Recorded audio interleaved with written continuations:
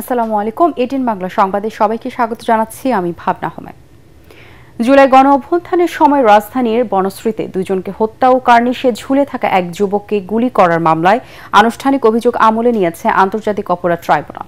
একই সাথে সাবেক ডিএমপি কমিশনার হাবিবুর রহমান সহ এই মামলার পলাতক 4 আসামির বিরুদ্ধে গ্রেপ্তারি পরোয়ানা জারি করেছে আদালত। গত বৃহস্পতিবার এই মামলার আনুষ্ঠানিক অভিযোগ ট্রাইব্যুনালে দাখিল করে প্রসিকিউশন। আজ শুনানিতে এই মামলায় সুনির্দিষ্ট 3টি অভিযোগ তুলে ধরে প্রসিকিউশন। সেখানে বলা হয় 19 জুলাই নাদিম নামে একজনকে গুলি করে হত্যা করে পুলিশ। একই দিন মায়া ইসলাম নামে আরও এক নারী পুলিশের গুলিতে মারা যান। এ সময় তার 6 বছরের নাতি মুসার মাথায় গুলি লাগে। এছাড়া বনশ্রীতে ওই দিন পুলিশ গুলি থেকে বাঁচতে কার্নিশে ঝুলে থাকা আমির হোসেন নামে এক যুবককে গুলি করার অভিযোগও আনা হয়েছে 5 আসামির বিরুদ্ধে। সাবেক ডিএমপি কমিশনার হাবিবুর রহমান ছাড়া বাকি 4 আসামি হলেন ডিএমপির খিলগাঁও অঞ্চলের সাবেক এডিসি রাশেদুল ইসলাম, রামপুরা থানার সাবেক ওসি মুশিউর রহমান, রামপুরা থানার সাবেক এসআই তারিকুল ইসলাম ভুইয়া ও রামপুরা পুলিশ ফাঁড়ির সাবেক এএসআই চঞ্চল চন্দ্র সরকার। এর মধ্যে শুধু চঞ্চল গ্রেপ্তার হয়ে কারাগারে আছে। 3টি অভিযোগে আজকে প্রসিকিউশনের পক্ষ থেকে যে ফর্মাল চার্জ আমরা দাখিল করেছিলাম, মাননীয় ট্রাইব্যুনাল এই ফর্মাল চার্জের উপরে ভিত্তি করে 3টি অভিযোগ আমলে গ্রহণ করেছেন এবং 4 জন পলাতক আসামির বিরুদ্ধে ওয়ারেন্ট অফ অ্যারেস্ট ইস্যু করেছেন এবং একজন আসামিকে প্রোডাকশন ওয়ারেন্ট বলে ট্রাইব্যুনালে আগামী 17 আগস্ট হাজির করতে বলেছে। বর্তমান সরকারের কাছে প্রত্যাশার চেয়ে প্রাপ্তি কম বলে মনে করে Centre for Policy Dialogue CPD. রাজধানী একটি হোটেলে অন্তর্বর্তী সরকারের 365 দিন শীর্ষক আলোচনায় সংস্থার নির্বাহী পরিচালক ডক্টর ফাহমিদা খাতুন বলেন, রপ্তানি এবং প্রবাসী আয়ের মাধ্যমে বৈদেশিক মুদ্রা অর্জন সহ বেশ কিছু বিষয়ে অর্থনৈতিক অগ্রগতি হলেও 2024 অর্থ বছরের তুলনায় কমেছে জিডিপি প্রবৃদ্ধির হার। এ সময় বাংলাদেশ ব্যাংকের গভর্নর আহসান এইচ মনসুর বলেন, আগামীতে কোনো ব্যাংক নির্ধারিত মান অনুসরণ করতে না পারলে তার নিয়ন্ত্রণ নেবে সরকার। এই অর্থবছরের শেষের দিকে মূল্যস্ফীতি 5% নিচে চলে আসবে আশা করেন তিনি। অর্থনৈতিক দুর্বৃত্তায়ন রুখতে বাংলাদেশ ব্যাংকেই ভূমিকা বেশি মন্তব্য করে তিনি আরও বলেন, বাংলাদেশকে ক্যাশলেস সোসাইটি হিসেবে গড়ে তুলতে চেষ্টা চলছে। এটি হলে রাজস্ব ক্ষতির পরিমাণ অনেকটা কমে আসবে বলেও মন্তব্য করেন তিনি। সরকারের রাজস্ব লস আমাদের হিসাবে প্রায় 1.5 লক্ষ কোটি টাকা।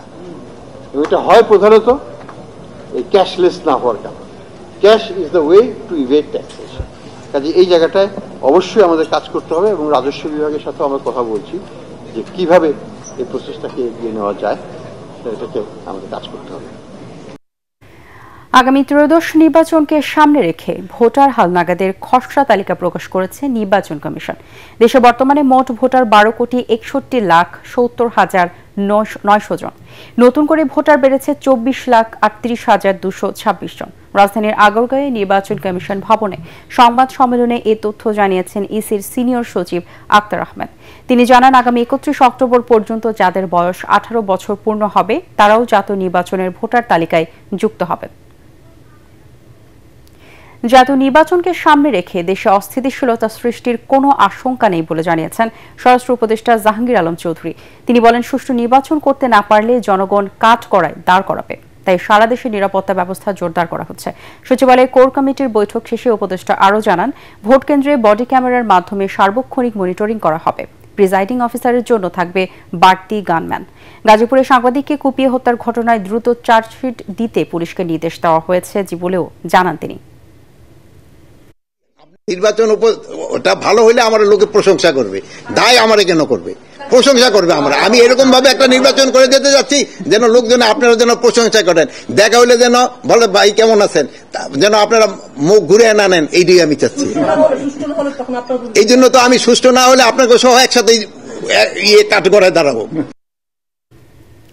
নিম্ন আয়ের মানুষকে কিছুটা স্বস্তি দিতে ভর্তুকি মূল্যে পণ্য সরবরাহের পাশাপাশি ভ্রাম্যমাণ ট্রাকের মাধ্যমে আজ থেকে শুরু হয়েছে টিসিবির পণ্য বিক্রি কার্যক্রম। সারা দেশে 128টি ট্রাক সেলের মাধ্যমে জনসাধারণের মাঝে স্বল্প মূল্যে তেল, চিনি ও মসুর ডাল বিক্রি করা হবে। যে কোনো ভোক্তা ট্রাক সেল থেকে 115 টাকা দরে তেল, 70 টাকা দামে মসুর ডাল ও 80 টাকা দরে 1 কেজি চিনি কিনতে পারবে, যা চলবে আগামী 13 সেপ্টেম্বর পর্যন্ত।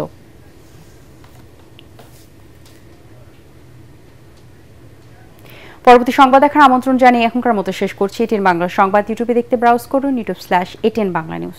ধন্যবাদ সবাইকে।